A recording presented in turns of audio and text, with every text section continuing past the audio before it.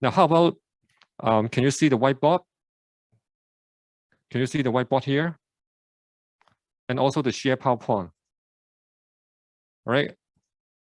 Okay, thank you very much. Thank you. Now, today, Dr. Sito will continue the second part of his lecture. All right, now without further ado, let me pass the time to Dr. Sito. Okay, thanks.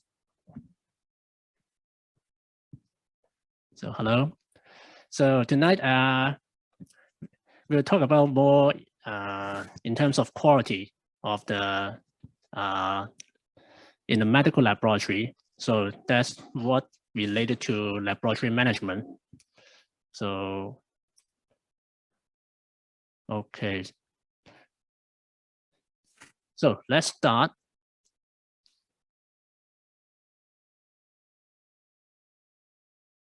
Okay. So how to maintain the quality? The quality, most likely the quality of the report, the quality of the result, and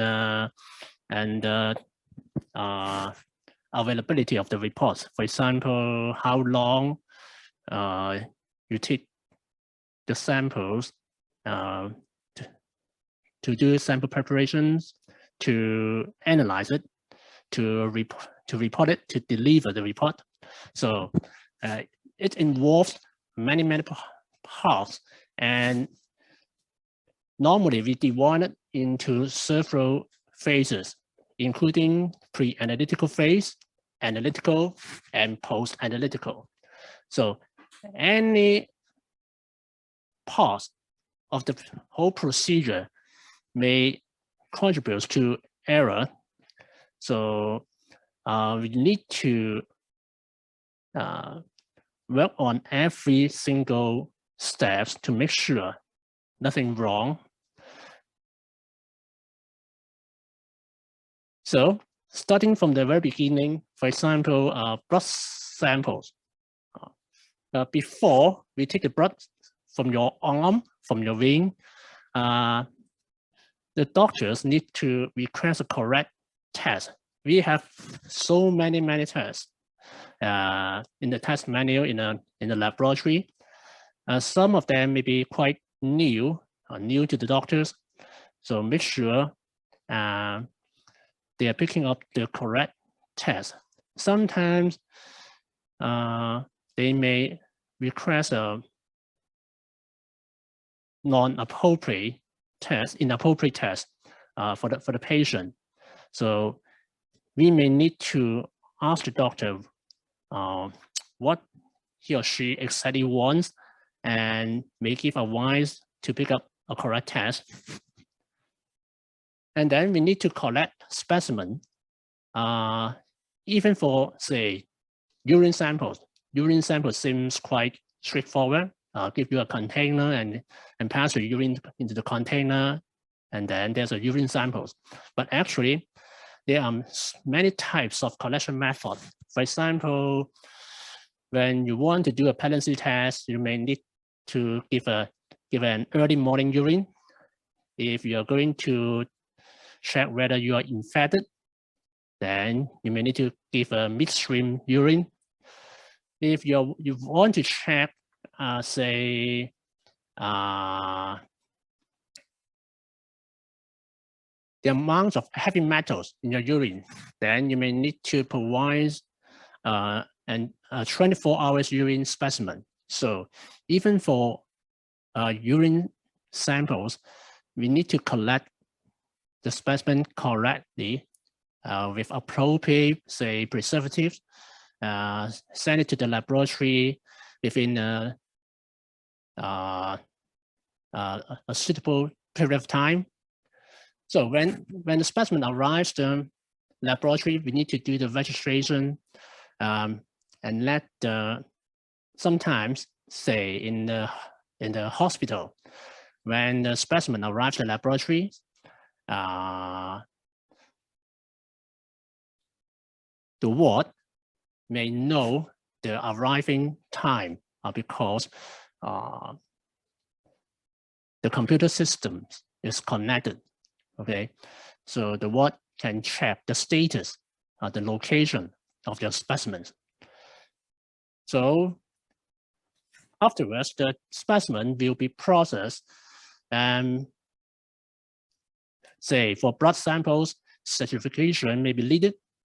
And then you put the serum samples or plasma samples onto the analyzer to run the suitable test. So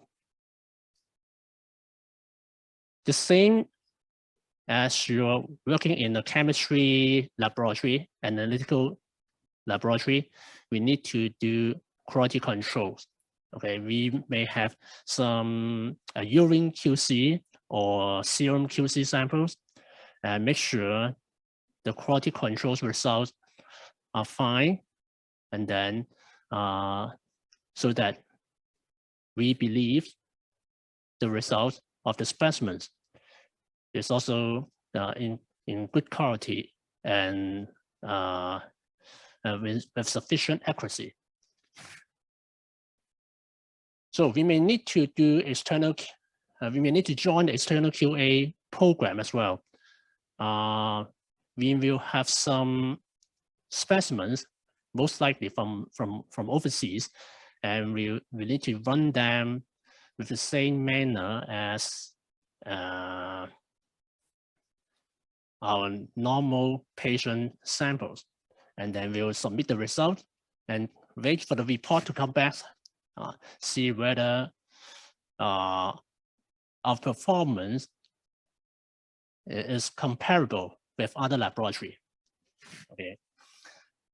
And afterwards, say in hospital authority, most of the time they will transmit the report through their clinical management system. So in the ward, they can log in the system and then to see the result, see the patient report. Okay. In private laboratories, we still rely on hard copies of laboratory reports. So we need messenger to deliver those hard copy to the clinics, or to fax the report, or to email the reports.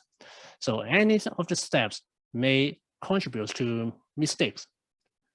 Maybe the report was put in a wrong envelope and delivered to the wrong doctors.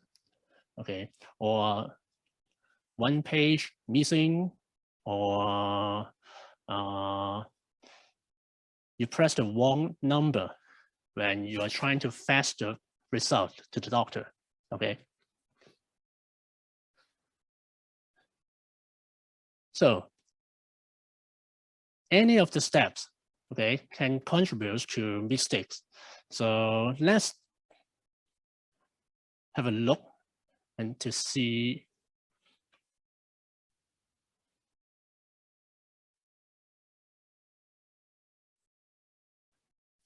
So what may happen, okay? Some recent examples to demonstrate the problems of the mistakes that occurred through the pre-analytical, analytical, and post-analytical errors.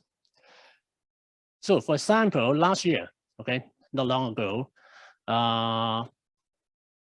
in the community testing center for COVID-19, so several test drivers and bus drivers, they were test positive. So test positive, say within a single day, okay, they were not connected to each other, and of course, they were admitted to the hospital and test again, okay, but the results showed that they were negative in COVID-19, and they tried to measure the antibodies in the blood, okay, and found that they had no antibodies. That means they did not contact the virus, okay. So that means it was false positive. So this was a pre-analytical error, most likely due to the contamination of the specimens. Maybe there might be only one specimen somewhere, okay, was a positive specimen, but because of the spillage or because of the handling problems, other specimens were contaminated and then test positive. So this is pre-analytical. So before the problem, the mistakes occurred before the analysis, okay?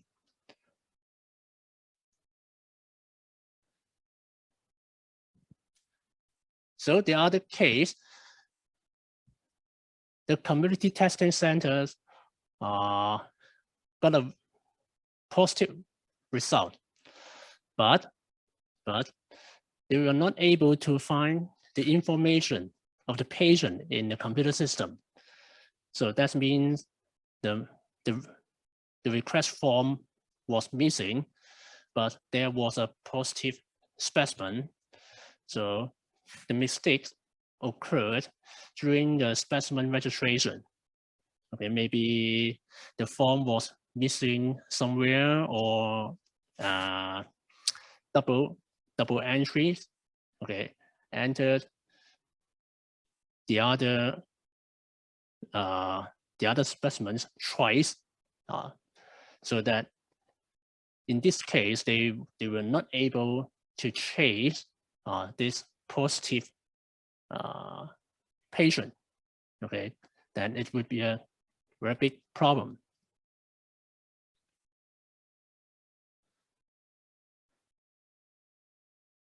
So I think many of you have been tested for COVID PCR. This is a good experience. And if you are doing the test at the community testing center, then you receive the SMS. Okay, receive the SMS to tell you the result, and then you may be able to check it from the apps, the eHealth. Okay, I'm not sure whether you have registered this, installed this app onto your phone, so you can check the apps and see the report as well. So sometimes, actually, I tested a week ago, okay, and I received the SMS, say, within 24 hours, okay. But last year, when the workload was very, very high, they might not be able to issue the report, say, in 2 or 3 days, maybe delayed. So it is quite difficult for you to ask where was your report at that time, because what you had was just a lab number, and you didn't really know which laboratory was running your specimen. Okay, so last year an incident, okay, was 800 negative result, was not able to reach the patients. Okay, they received nothing, so they had no idea whether they were tested positive or not. Okay, this is a post-analytical error. So the analysis was good, okay, QC okay, but the patients were not able to receive the report. So just some recent examples about the mistakes which occurred in the laboratory. So all this, okay, they are very common mistakes or common errors. So wrong ID. So if you are going to give some samples when somebody is taking blood samples from you, the correct procedure is to ask your name, okay? To ask your name and you tell he or she your name, and then he will check your name on the request form to see whether it is correct, okay? Never ask the patient, are you Chen Tai Man? Okay, so not acceptable because it is quite easy to introduce error. Okay, when the patient was not paying sufficient attention, he or she may always say, yes, I am. Okay,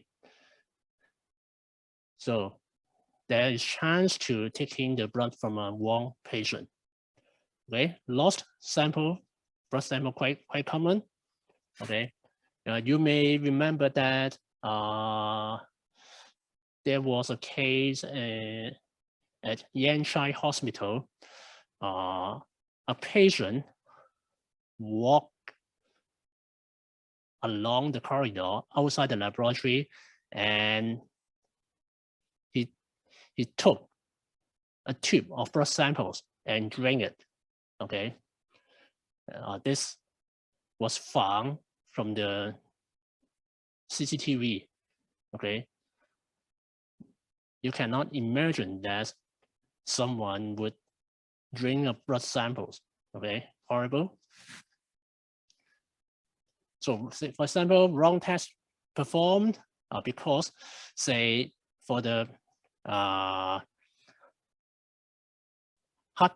copy lab request form, the doctor may try to put a tick to indicate what test he wants, or try to write to tell the laboratory what test they want.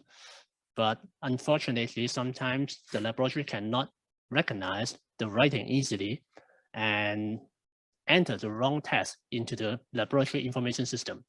Then the analyzer will do the wrong test. It may be discovered at the end when the doctor received the lab report and found that this was not the test I wanted. Okay. Test performed inconsistent with the written procedure. That means sometimes people running the shortcut. Okay, so I try to do it fast with compromising the quality. Precision testing error. Theoretically, we need to run the proficiency specimen samples with the same manner as those as your real samples. But in a medical laboratory, what you receive is a bottle of, say, serum. Okay, you will not receive a tube of clotted blood. So the processing cannot exactly the same as those real specimens. So maybe the proficiency testing procedure cannot reflect your exact procedure, okay, in the real life situation. Okay, false negative results, late reports, very common. Okay, especially when the workload increased suddenly. Laboratory accident, for example, a chemical spillage, specimen spillage. So all these are commonly found in the laboratory, and we need to avoid it as much as possible.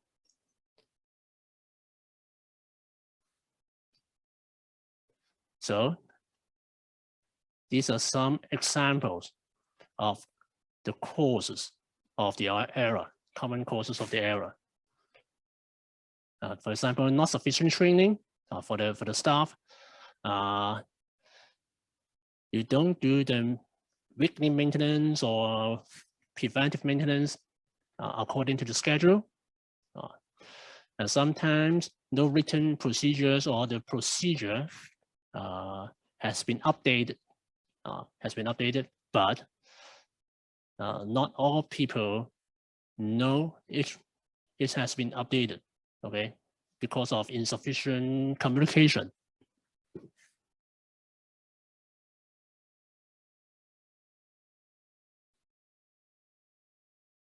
So what happened? What happened if there's a laboratory incident? Okay. So maybe life-threatening, for example, delay in correct diagnosis. Maybe the specimen disappeared and you can't find it and need to take the fresh specimen again. So it's caused delay or unnecessary treatment. For example, a very common is a common problem the specimen is, say, hemolysis of a blood samples. Okay, for example, we have a tube of blood is clotted, and let me right here.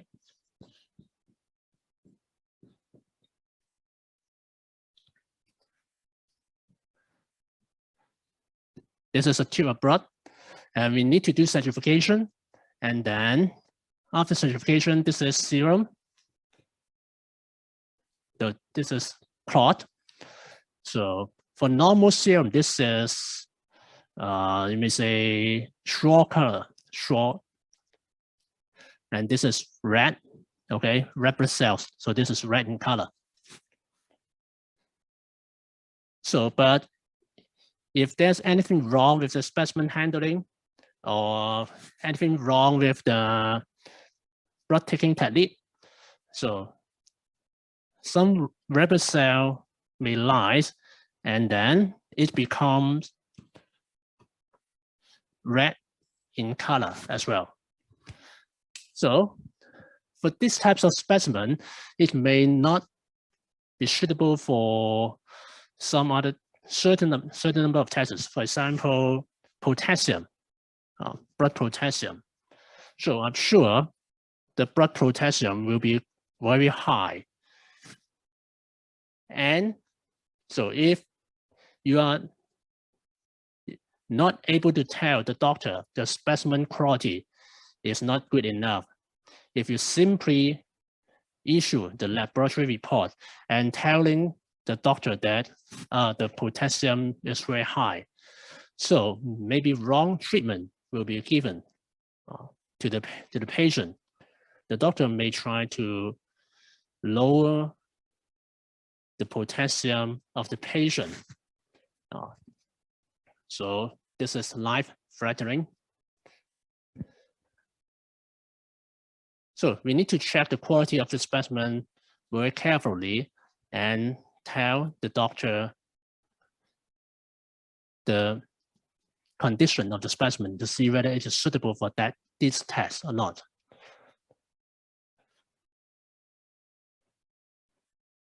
And then treatment complications, give the wrong results, may give wrong treatment and lead to a bigger problem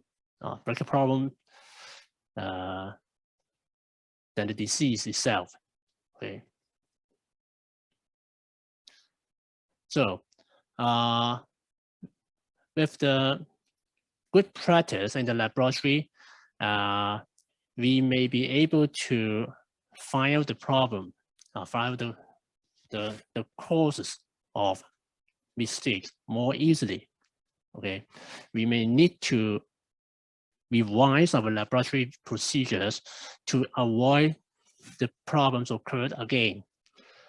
So any errors in the laboratory may cost time, energy, money. The most important is patient outcome. Okay, for example, during giving a wrong report of blood group may cause transfusion reaction, and the patient may die eventually. Okay. So let's start about laboratory accreditation.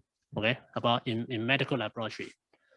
So we had our very first standard of ISO 15189 in 2003. So this is specifically written for medical laboratory. And then in 2004, so we started to have laboratory accreditation. Okay, this was conducted by HKAS. This is a government under ITC, government department under ITC, and the schemes for medical laboratory accreditation is HOCUS. Okay, so actually, it is less than 20 years ago. Okay, and before 2004 in Hong Kong, there was no accreditation program conducted by Hong Kong.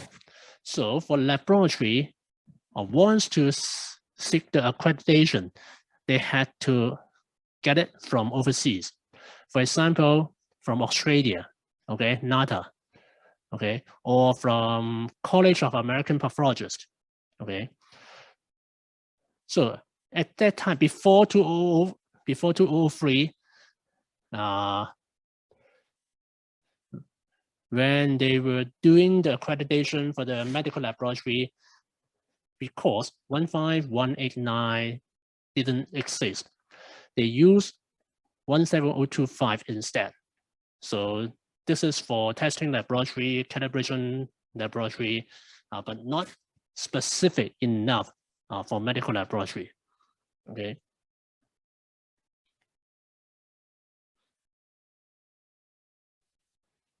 So in Hong Kong, even from now, at this moment, so accreditation program is voluntary. So any laboratory can sit for the laboratory by themselves. The government won't force them to seek the accreditation. And now Hong Kong AS, they provide the accreditation service for Hong Kong laboratories only. But previously, say 10 years ago, I can't remember exactly, they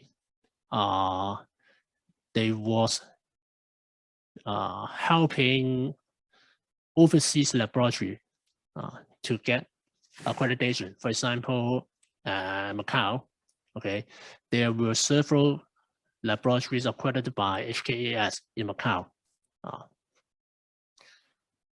So for medical laboratory, at this moment, there are about 50 accredited medical laboratory in Hong Kong. There is a very significant increase in the numbers. So about 1 year ago, there were only 39, okay, 39. But this year, suddenly increased to 50, okay. Do you know why? Because of the big business, okay. So many of you enjoyed the COVID PCR testing offered by the government free of charge, okay.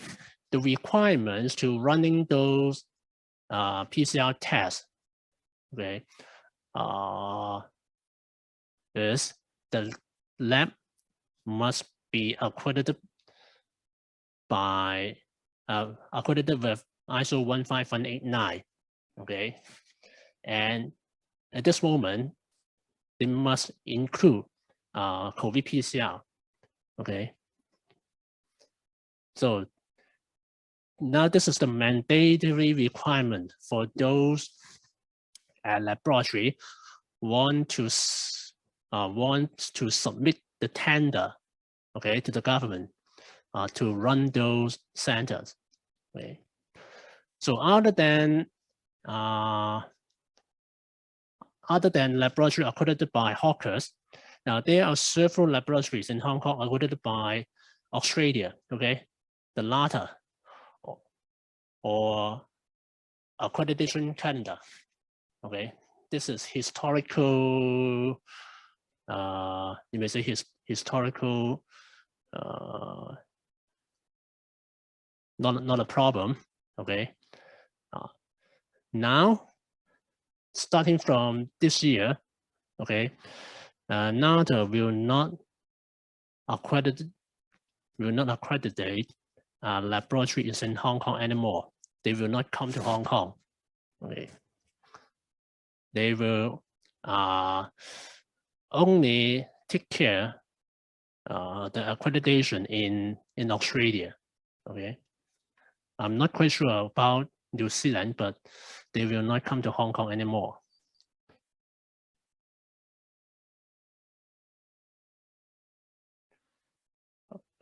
Okay, so this is a piece of information I downloaded from the Hawkers website.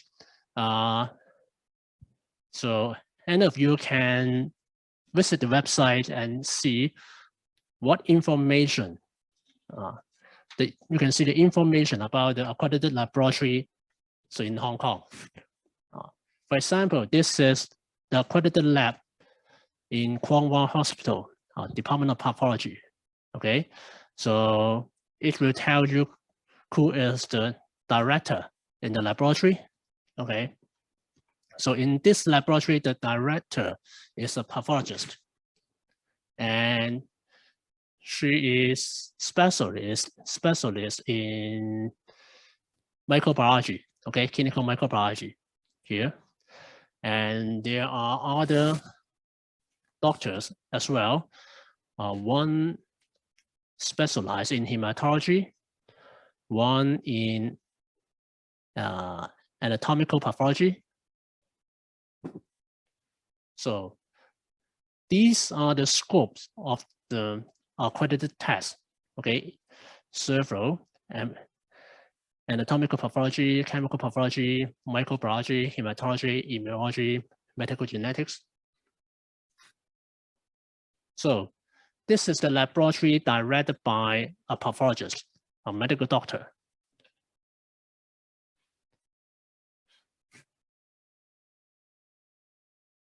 So the main document for accreditation is the ISO 15189 standard. Okay, this one.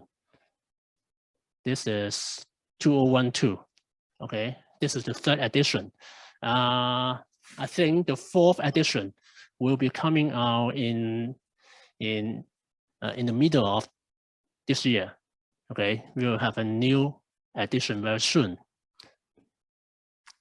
So, but this is for the whole world. Okay, it cannot be too specific because different countries may have different requirements or different regulations.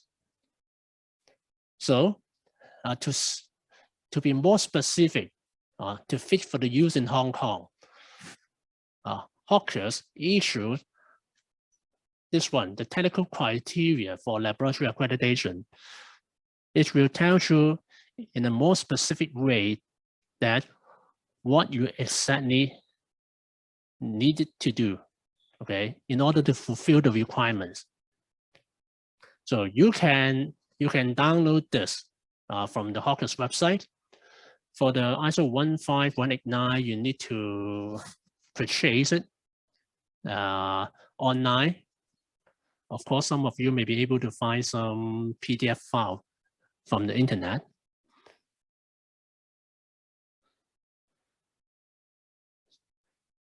So this one is for all medical laboratories.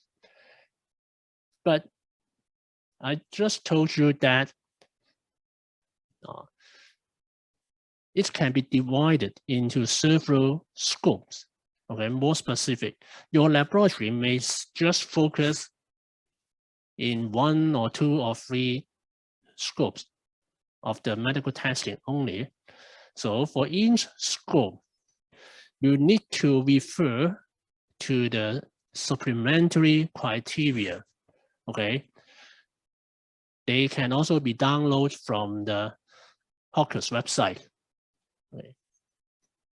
For example, if your laboratory is a chemical pathology laboratory, you need to refer to this supplementary criteria.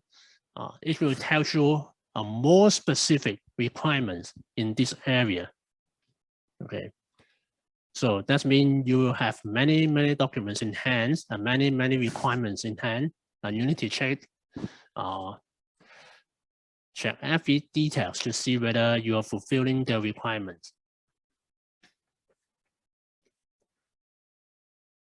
So other than that, still not sufficient. We still have more to come. So sometimes we need extra standards, okay, to guide us to fulfill the requirements.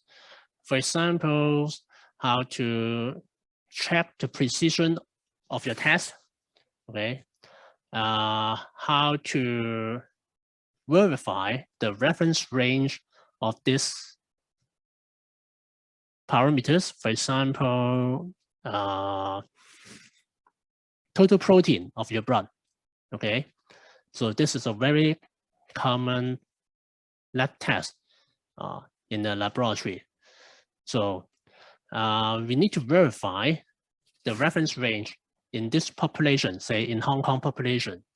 So we have some standard, okay, some guideline to follow. So how can you verify your analyzer, your test, so that you can report a correct and suitable reference range in your laboratory report.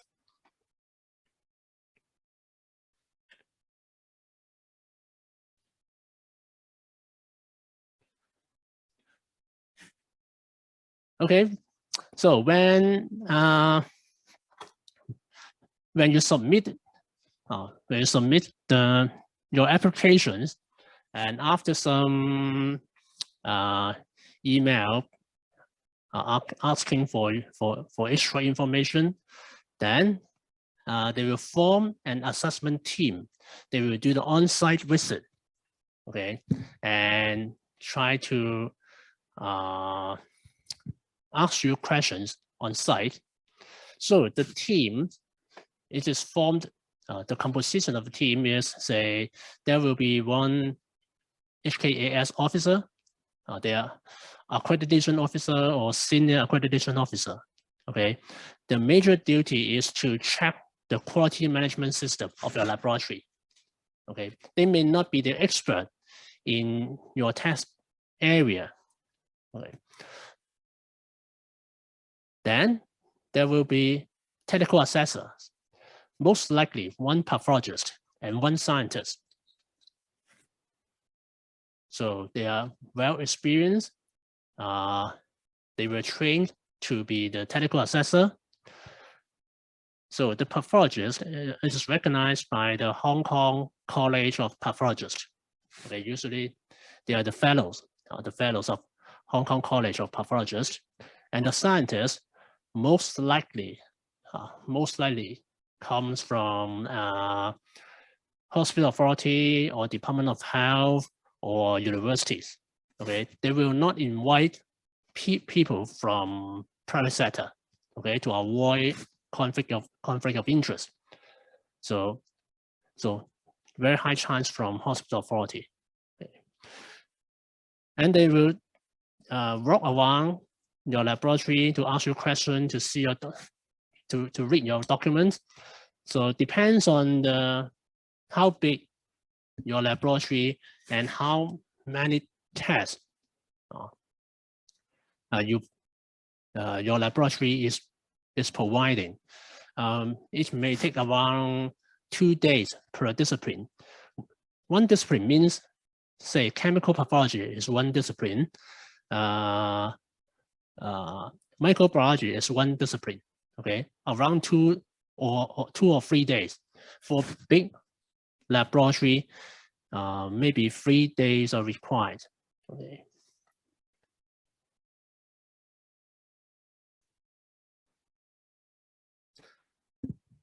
So what is the purpose of introducing medical laboratory accreditation? So other than the opportunity of business, so more educational opportunities. So because the requirements of a laboratory director is very high, so at least a master's degree is required to be the laboratory directors. Okay, so your laboratory needs to provide the chance for you to study, or to at least to get a master's degree in order for the promotion. So more chance, okay, for education, more reference resources. At least your laboratory need to buy very expensive to buy those documents online, okay, so that you can refer and you can learn how to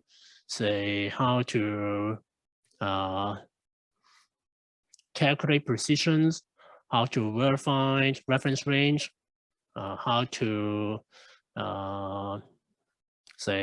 compare different methods, and more platforms for information exchange. HKAS will organize some seminars. So they may invite different technical assessors to gather and to share experience. So you can learn from different laboratories.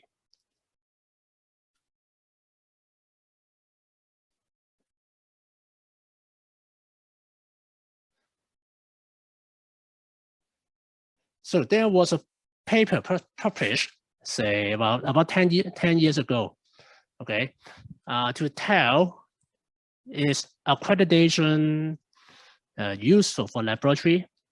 Is the medical laboratory profession is improving?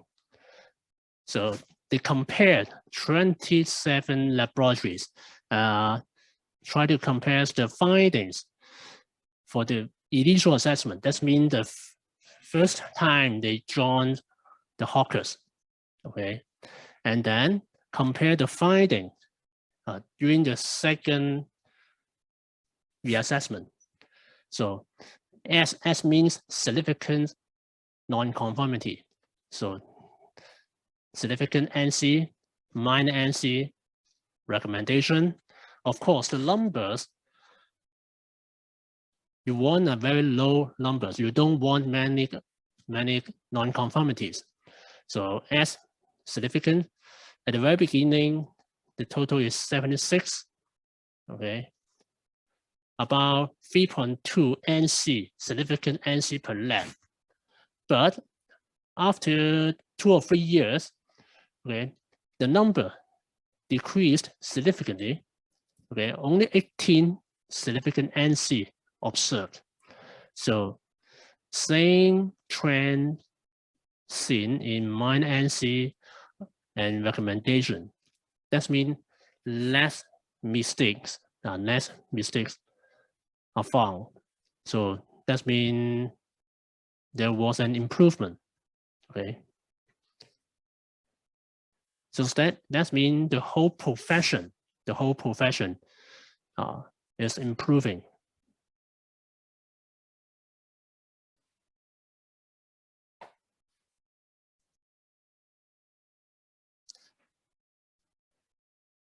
So these are the number of satisfactory provision testing performance. So at the left-hand side, the blue bar, it was many years ago, 10 years ago.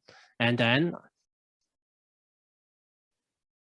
you can see many of the laboratory achieved a very high rate of satisfactory provision testing result, okay, increasing, okay. This is a good trend, okay. All the laboratories are improving.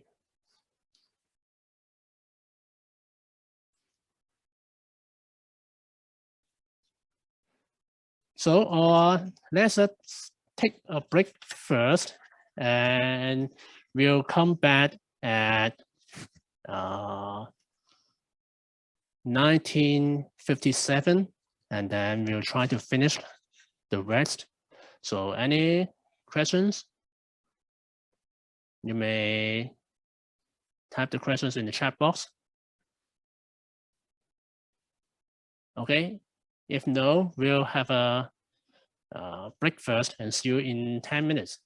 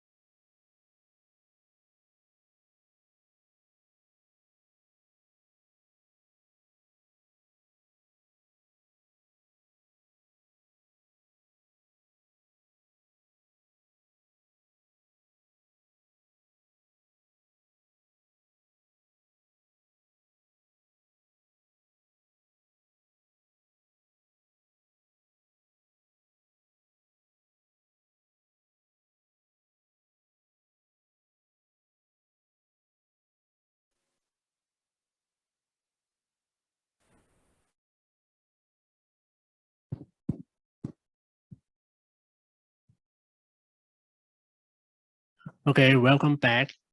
So any questions up to now, you may type it in the chat box.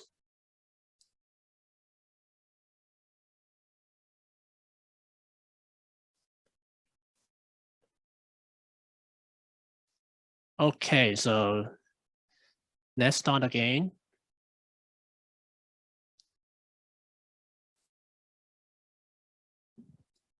So in Hong Kong, if your laboratory is accredited by HOCUS, then they have very high requirements for those sign the lab report. Okay, they're called approved signatories. Okay, not all the laboratory staff are allowed to sign the HOCUS endorsed report. So how to be an approved signatory? So first of all, you need to be nominated by the laboratory director. And then during the assessment, maybe on-site assessment, the lead assessor will ask you many questions about the quality management system. Okay, for example, how do you handle the complaint if the problem cannot be resolved within a period of time? How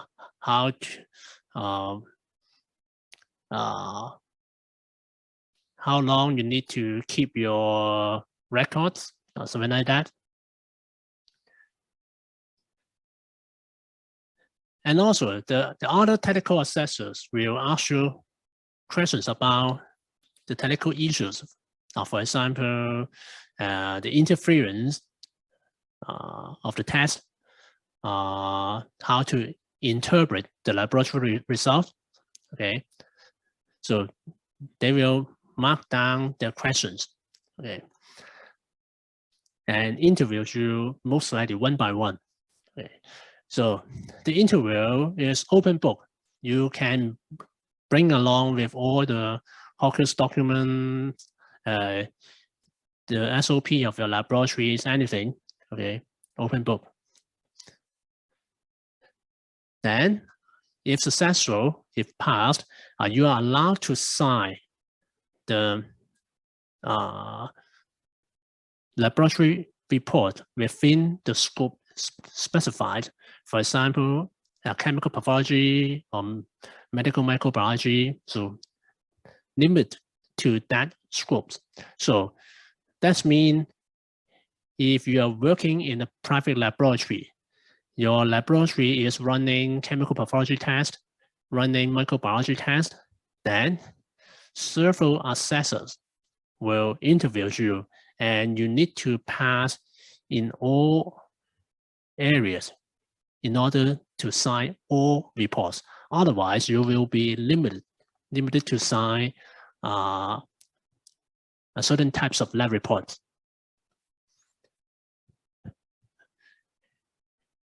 But it is necessary for an approved signatory to sign non-HOCUS endorsed report. This is quite common in hospital authority because most of the time the hospital authority will not issue. They don't issue HOCUS endorsed reports. You cannot see the HOCUS logo on the report. So theoretically, so for those reports, any people, any staff can sign the report. Okay, just nominated by the boss, by the laboratory director. Okay, they can sign any report, provided that there is no HOCUS logo on the report.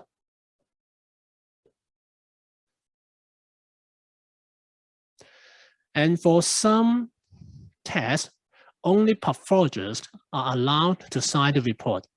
That means scientists, medical scientists, are not allowed to sign those reports. For example, anatomical pathology result, some infectious serology results. For example, scientists can sign out negative HIV report. They can sign out negative hepatitis C virus report, but for positive result, only pathologists are allowed to sign the report. Okay. The other sample is the inborn error of metabolism. Okay. For some other discipline, for example, actually we quite don't understand the arrangement. For example, human papillomavirus DNA, HPV DNA report. So only a pathologist are allowed to sign. And I don't know the reason why. I think this is the agreement between Hawkers and College of Pathologists.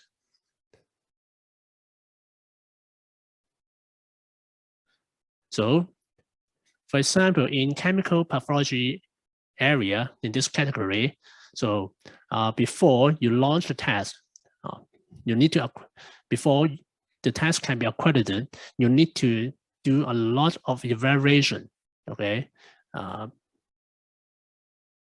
to make sure the test is good enough, in good quality. So for the CIVD, CIVD means in vitro device, okay, in vitro device or FDA approved test. You simply need to verify the test. For the test developed by your own laboratory, you need to do the validation, which involve more and more work. Okay, so that's why it is better to use FDA approved or CIVD test to save your time to do evaluation.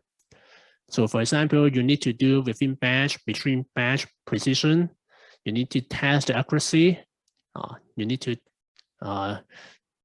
test the analytical specificity, the limit of detection, to compare the new method, old method. Okay, you need to do all this, okay, to make sure your test, the performance is as good as what the manufacturer claims, okay? And then you need to study the interference, for example, lipemic, enteric, or hemolysis. I just told you what is hemolysis. This is different types of blood sample specimen. So for this is normal, the right-hand side, normal blood samples. The serum is very light in color. This one, lipemic, okay, lipemic, that means milky.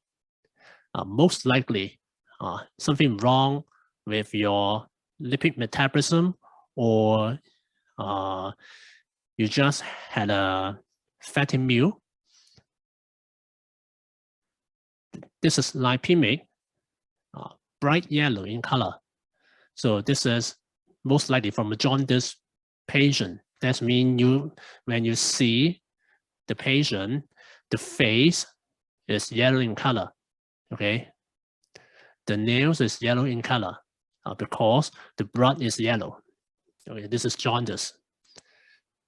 So this is hemolyzed. Hemolyzed, that means the red blood cells are lyzed and release hemoglobin into the serum. So this is red in color. So all this may contribute to interference to the test. That means you will get incorrect result.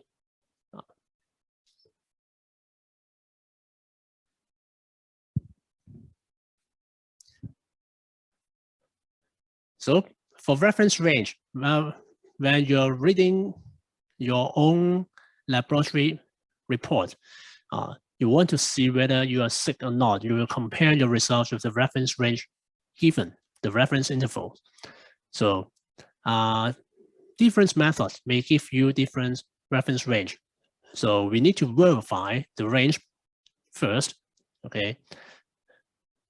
So for most of the time, we need to get 20 normal subject samples and run them to see whether all the normal subjects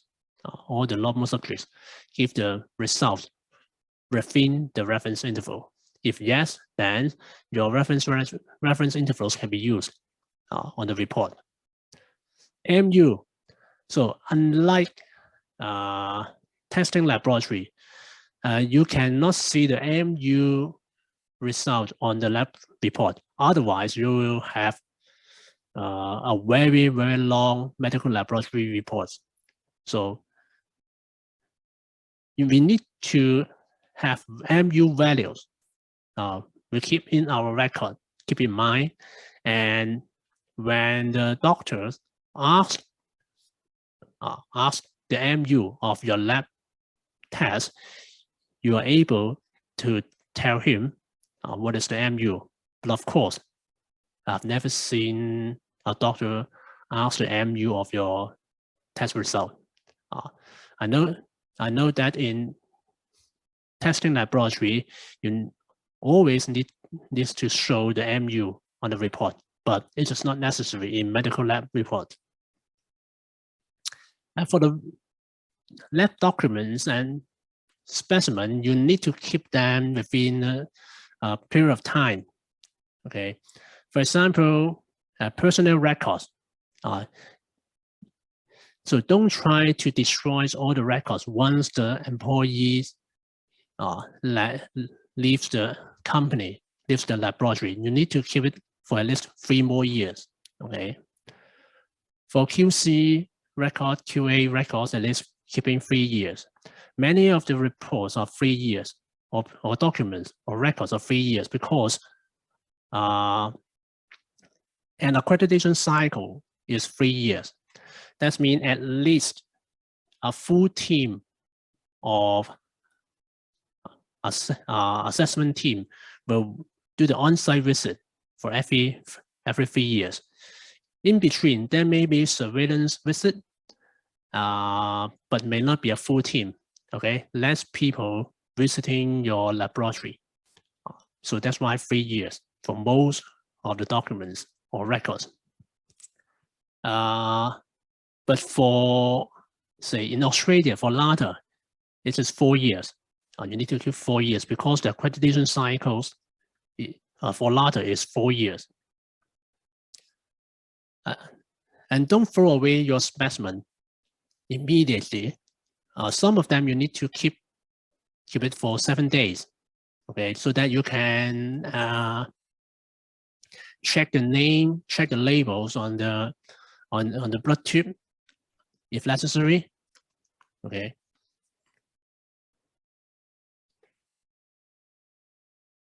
So sometimes this is quite demanding, and I don't understand. For example, for medical genetics. So for medical genetic specimen, you need to keep the specimen for 1 month. Okay, for 1 month. But I have a question now. For example, for those COVID PCR specimen, so they are under the category of medical genetics.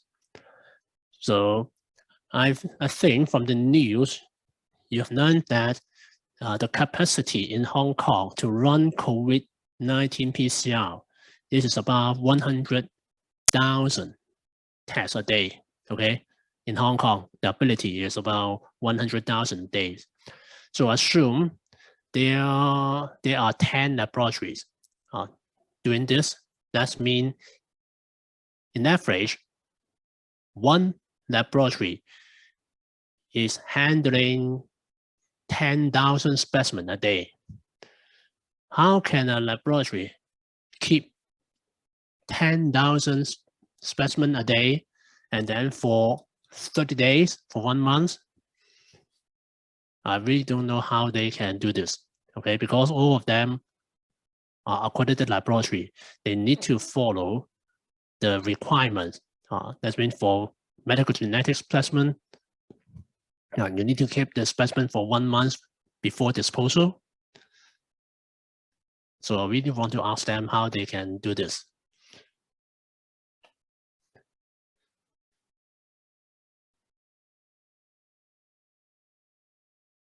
So reference interval.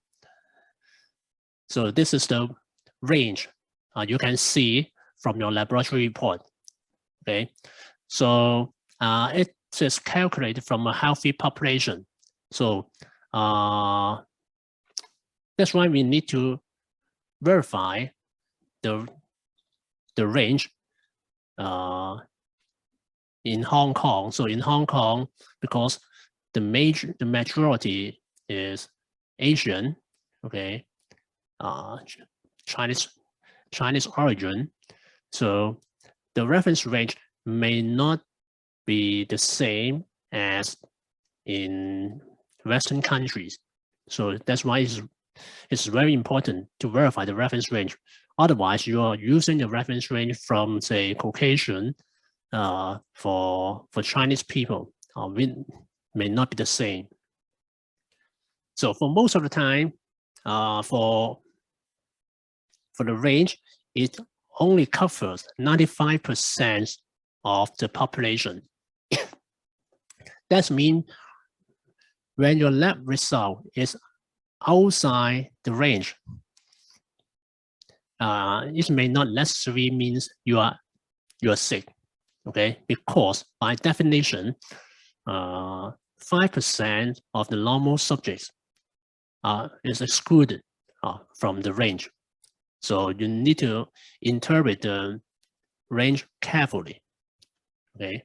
Don't be scared by the arrows, up or down arrows on your lab report.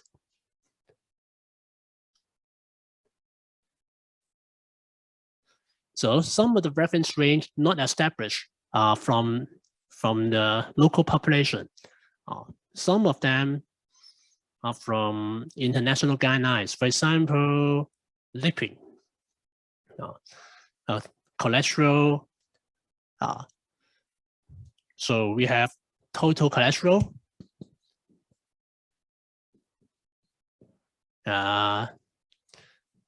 HDL cholesterol. So you may have heard this before. This is good cholesterol, LDL cholesterol. So you want this as low as possible.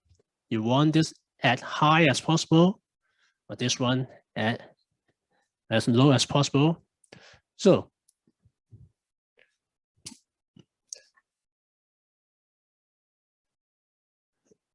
because we don't want our cholesterol to be too high, but actually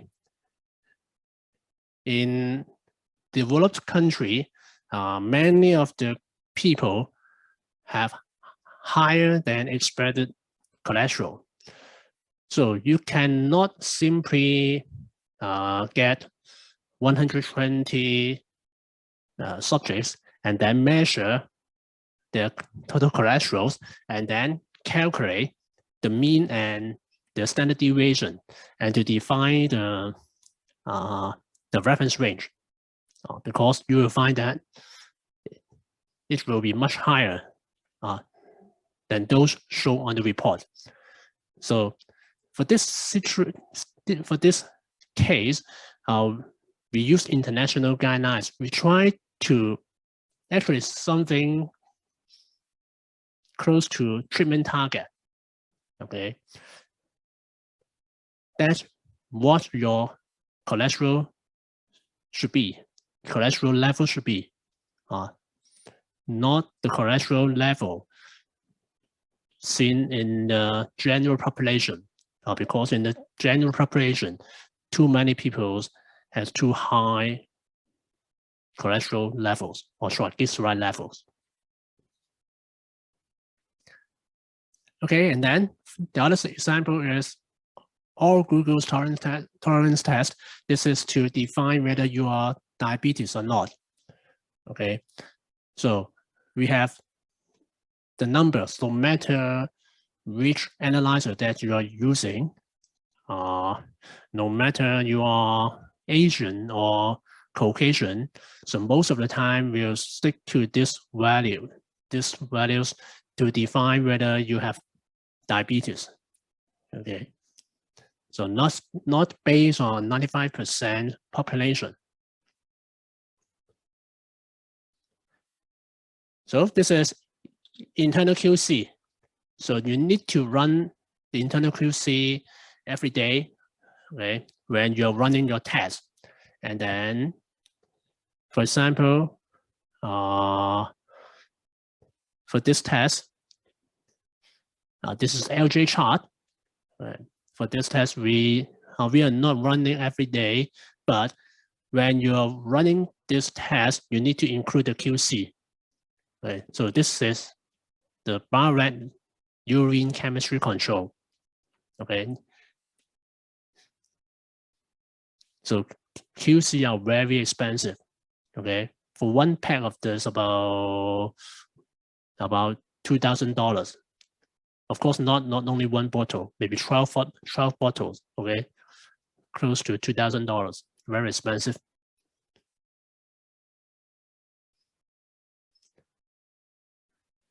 So by running the internal QC, you will know the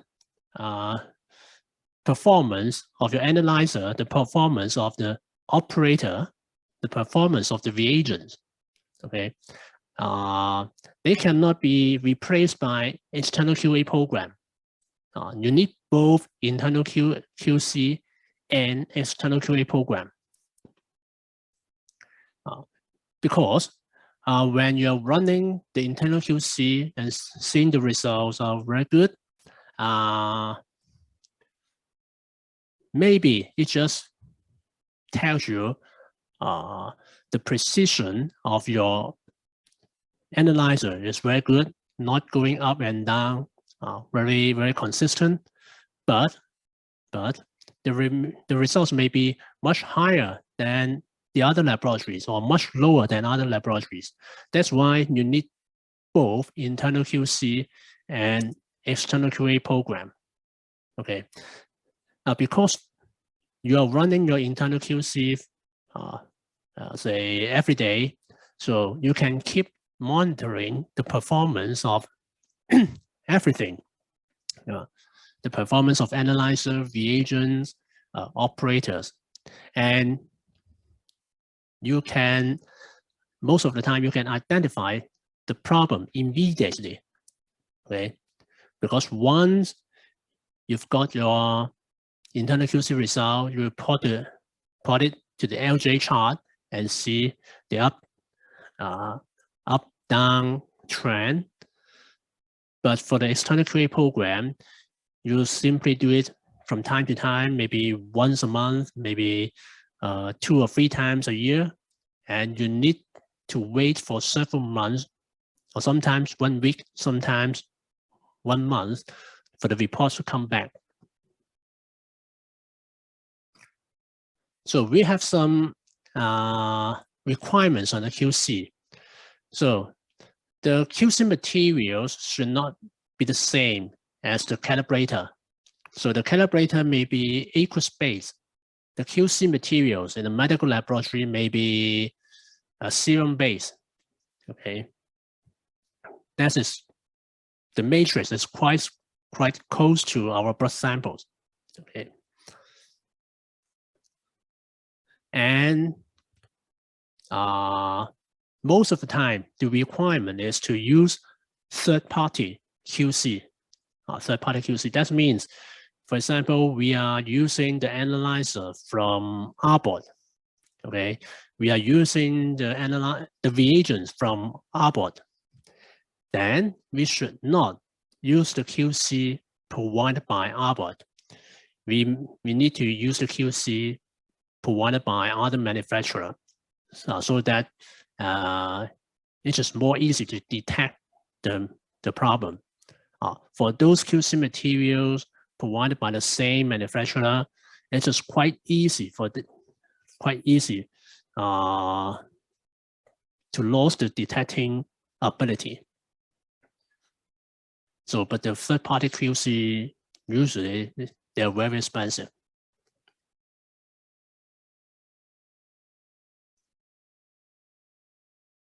So controls independent of those produced by the manufacturer, that means third-party QC.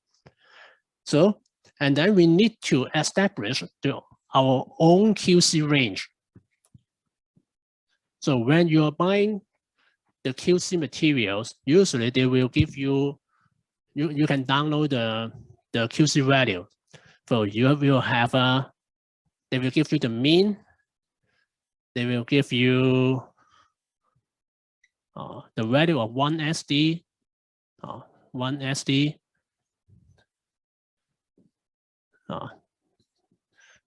You can use the value to construct the LJ chart. So, but most of the time,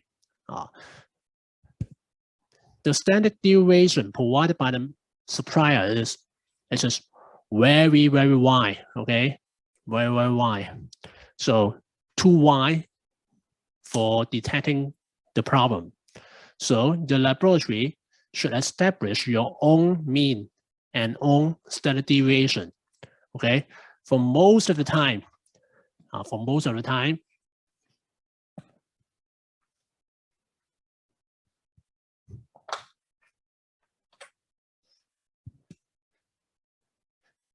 it is the SD is much level, okay?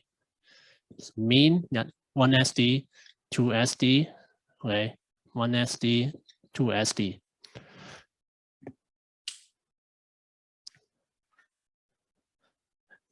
So this is quite troublesome when we are switching to a new lot of QC, because for a new lot of QC, we will have a new mean, okay? We may need to evaluate to see if any change in the standard deviation, okay? So nobody likes to change the lot of QC, but no choice.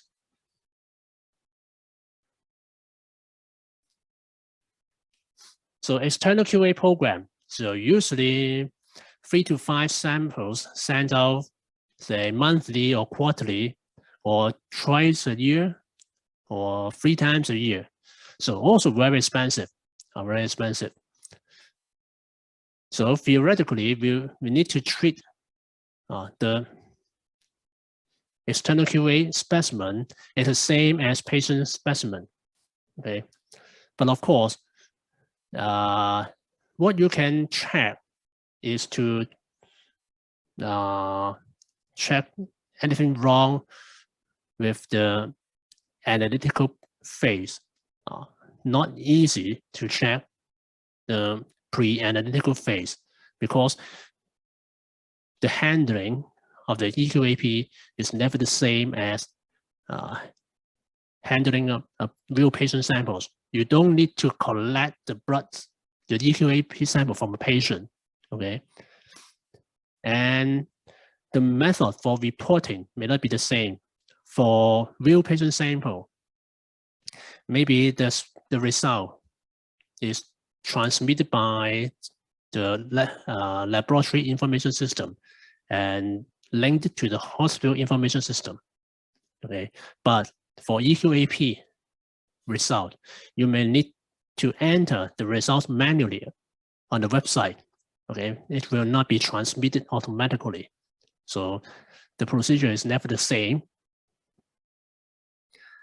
And it takes a very long time for the report to come back. For some scheme, maybe 10 days, maybe 2 weeks. For some programs, may take over 1 month, okay? So when you receive the specimen, it's just telling you the performance of a laboratory of last week or last month. So maybe too late for you to detect the problem, okay? So you can see the position, the performance on the report, and you never know the performance of other laboratories because you cannot see the name of other laboratories on the report.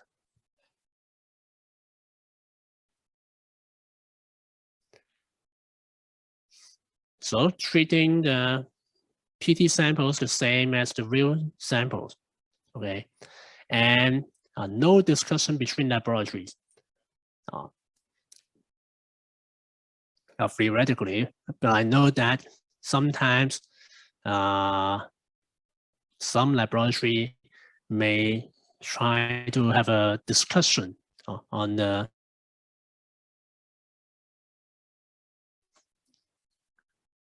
and I've heard that even some laboratory try to send the QAP sample to other laboratory to do that. One very recent event I heard is one laboratory is running COVID PCR. Okay, I think it is a very small laboratory. They get the PT sample from Center from CHP, Center for Health Protection. So Center for Health Protection, they issue COVID PCR samples every 3 months. Okay, so they receive the samples and try to run it, but the results seem very odd. So they called the other laboratory and told the laboratory that we want to send a specimen for you to analyze. It was quite urgent, so that most likely it was a proficiency testing sample, and the laboratory didn't want the Department of Health know that they was not able to test it correctly. Okay, it happens not long time ago, maybe just two months ago.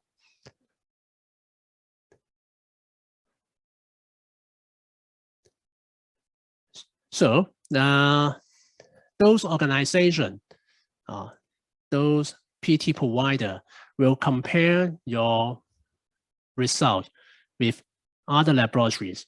Of course, they will compare with under the same analyzer or same method, okay? Because different methods may give very different results for the same samples, okay? We all know that. That's why different analyzer may give a very big difference, give the reference range with very big difference. So there are some very common provider to provide PT scheme. Bio-Rad, Randox, this is Royal College of Pathologists of Australasia, CAP, even Hong Kong Institute of Medical Laboratory Science. They will provide some PT samples, and Department of Health, okay, they will provide COVID PCR samples.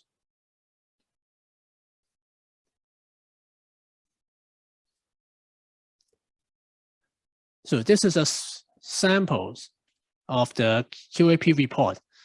So this is blood samples, bilirubin, direct bilirubin, total bilirubin, serum calcium, serum chloride. So the bars here, the shorter is better, okay? Because the mean, this is the mean. You don't want a very big deviation among the mean.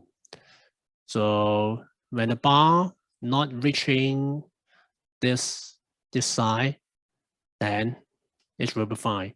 So for this case, 5 PT samples are received, 1, 1, 1, 2, 1, 3, 1, 4, 1, 5. Okay, with different levels. This is the mean of all laboratories. Okay, this is your result. You can see if there's any big difference. Okay. So the grade all acceptable.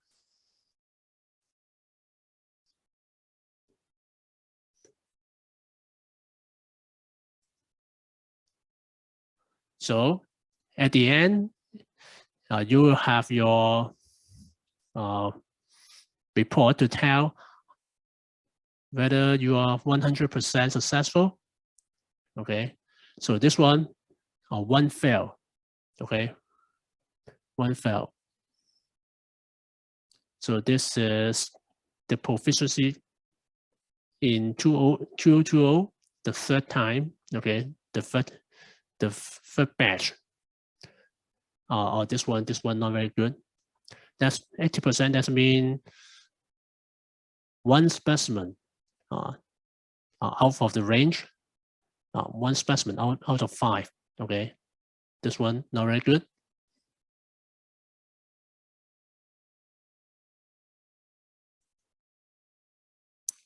So that's the end of my lectures. Okay, so any of you, there's a question. The difference between ISO and CLSI guideline. So they're not the same.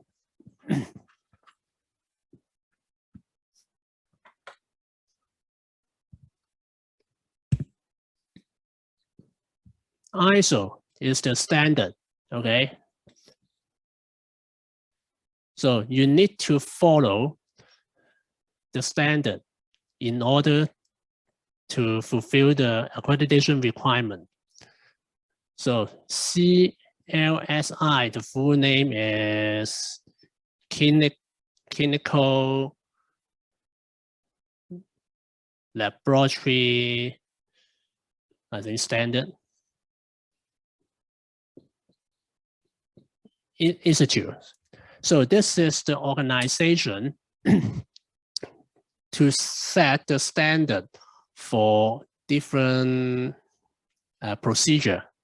Okay, ISO 15189 is the standard of medical laboratory, the requirement of medical laboratory. This is a professional bodies to set the standard to doing a specific task. For example, how to establish reference range.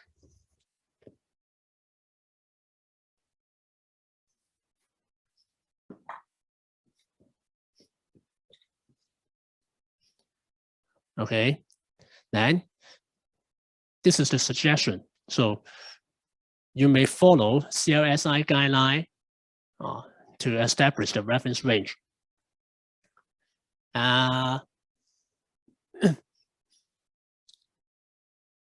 Maybe how to calculate imprecision. Okay, so you may find standard. So there are many guidelines. You may adopt the guidelines from CLSI to fulfill the requirement, or you may adopt the guidelines from other organizations to fulfill the ISO 15189. It depends. So actually, you may have some freedom. You may have some freedom to select the standard, to select the guideline to fulfill ISO. Okay. So because you may follow this, maybe RCPA, Royal College of Pathologists Australasia, they may have some other guidelines. You may follow it. Okay. So pick up the suitable standard or guideline to fulfill the requirement. Okay. So the other questions, relationship between HAWKERS and CLSI, no relationship.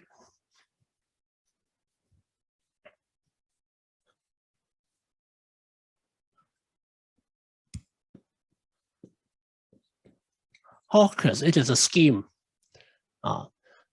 The scheme for laboratory accreditation. Okay.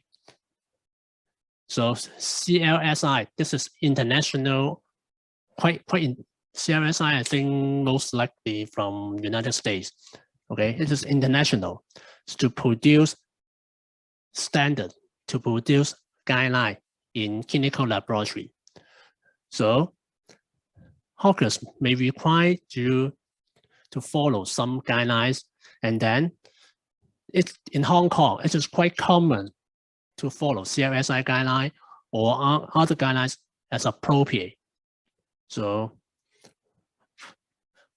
follow some guidelines. You can find some suitable reference, okay, appropriate for laboratory to fulfill the requirements. Okay, at least you need to have some standard. You need to have some guidelines so that this is, you may follow this, you may follow that, but you need to follow an appropriate standard. Okay.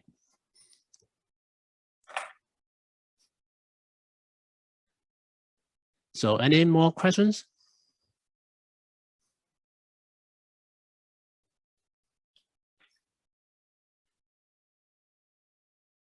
So feel free to type in the chat box.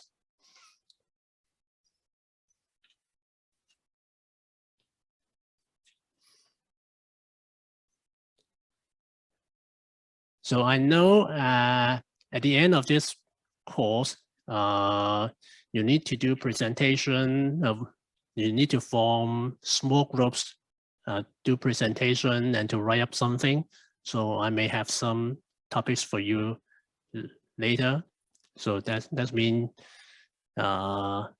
you may select medical laboratory related topics to do your term paper.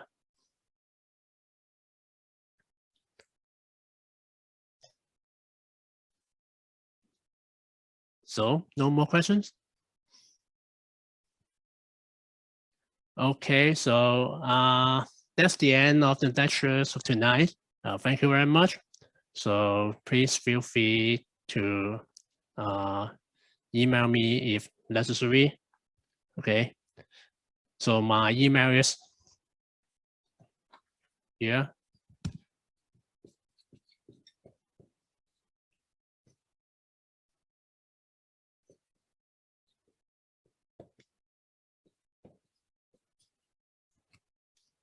Okay, you may ask me questions about medical laboratory.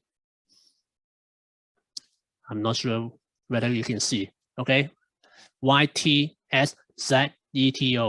Okay, the BU email account YTSZETO. So you may email me if necessary. So if no more questions, so that's the end of tonight's lecture. Okay, thank you very much.